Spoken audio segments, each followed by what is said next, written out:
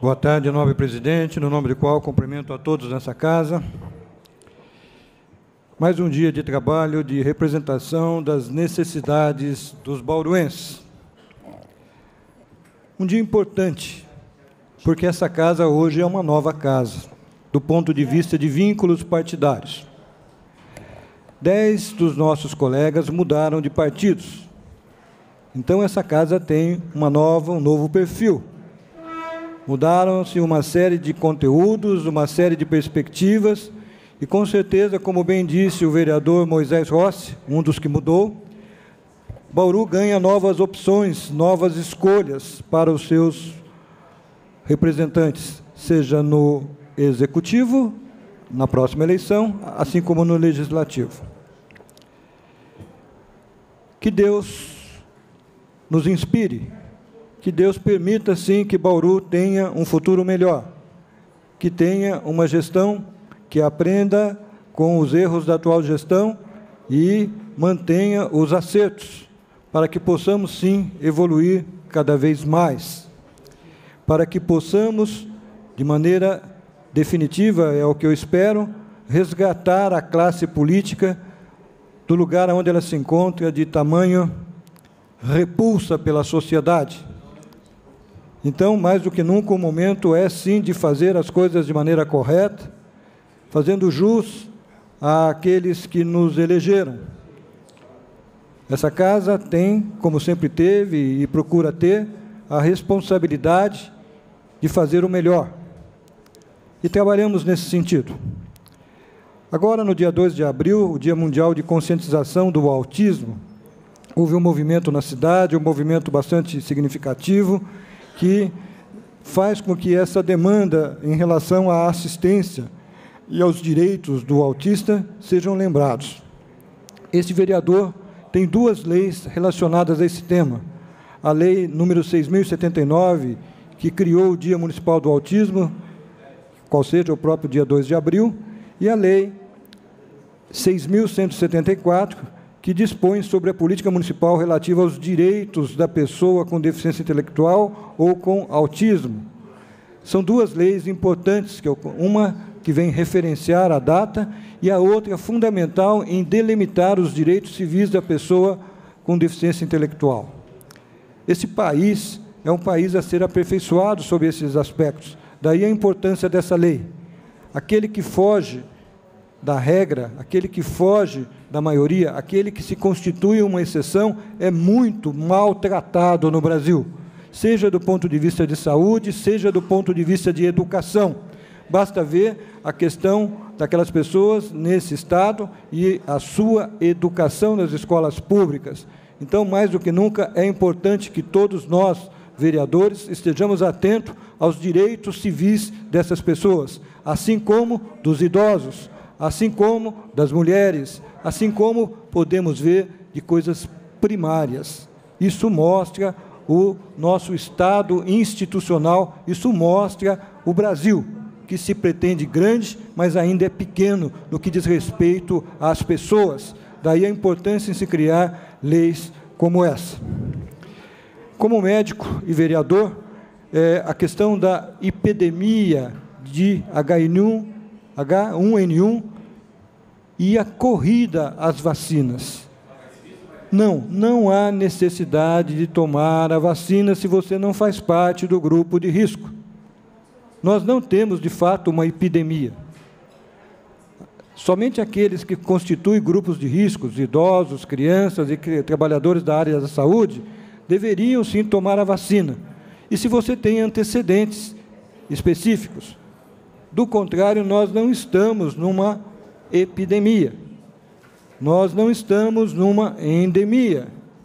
Nós não precisamos, todos nós, tomarmos a vacina. Mas é de foro íntimo, é de direito individual tomar a vacina. Se você quer tomar e paga por isso, sem problema. Agora, não há por que todos nós pagarmos para que você tome a vacina se você não tem indicação. O dinheiro público deve ser bem utilizado. Nesse aspecto, então, não há o porquê de você tomar a vacina se você não faz parte do grupo de risco. É fundamental que essa informação seja passada a todos, porque há uma corrida demasiadamente inoportuna em relação a essa demanda. Bauru viveu um dia de alegria, qual seja o domingo com o astronauta. Saudamos aqui o nosso querido Marcos Pontes, o primeiro astronauta brasileiro a ir ao espaço, e bauruense, nasceu na Bela Vista. Parabéns pela iniciativa. Bauru é extremamente carente de áreas de lazer e entretenimento saudáveis. E o que foi promovido nesse domingo no Recinto Melo de Moraes é um exemplo disso. Acorreram lá 30 mil pessoas e foi bastante promissor essa iniciativa. Então, nossos parabéns ao astronauta e à sua equipe. Agora eu queria me ater a uma questão fundamental. Se o H1N1 não é uma epidemia, por sua vez a dengue é. E a dengue é uma doença que pode ser mortal. Tanto é que já morreram bauruenses em relação a ela. E temos que deixar claro que os 6 óbitos já ocorridos desde que se instalou a epidemia em Bauru são um alerta fundamental para que medidas objetivas sejam tomadas. Nesse sentido, fizemos um documento no dia 28 de janeiro, no ápice de uma crise epidêmica, vamos chamar assim, de 2016, à Secretaria Municipal de Saúde, e com um questionamento bastante minucioso sobre os procedimentos até então realizados e o planejamento em relação a isso para se evitar óbitos. A função básica de qualquer governo é a preservação da vida, e a nossa função é fiscalizar para que isso se dê o tempo todo. E se estamos diante de uma epidemia mortal, há necessidade de que cumpramos a nossa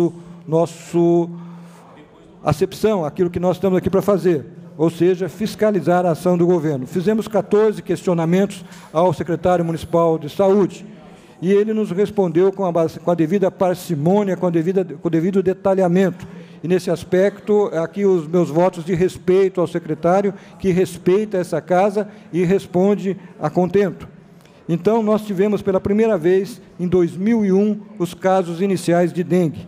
E aí sim, uma epidemia, a primeira delas em 2007, depois 2011, depois 2013, e depois o ápice das epidemias. Tivemos, em 2015, 8.482 casos de dengue. E aí, com 13 casos graves e 6 óbitos. Então, é muito importante que nós tenhamos claro quais são as medidas. E foi feito um questionamento considerando agora os primos da dengue, Zika e chikungunya. E aí, questionamos uma série de coisas, e o nosso secretário respondeu.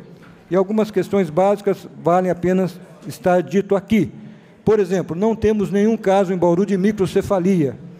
E desde novembro de 2015, foi instituído em Bauru o Plano Nacional de Enfrentamento à Microcefalia.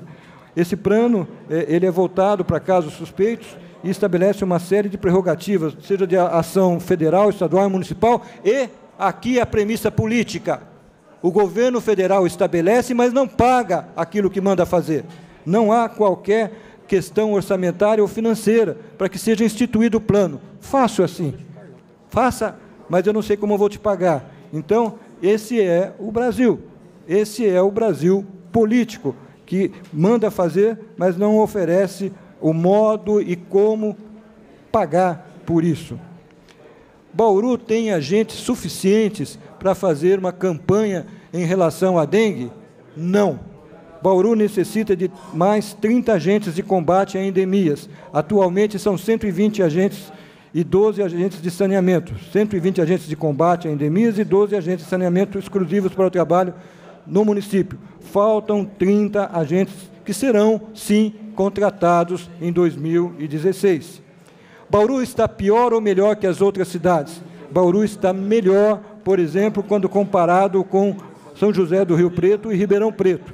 Bauru tem 22 casos de dengue por 1.000 habitantes, enquanto que nós temos em Ribeirão Preto 66 e 65 casos de dengue por 1.000 habitantes nos anos epidêmicos, respectivamente.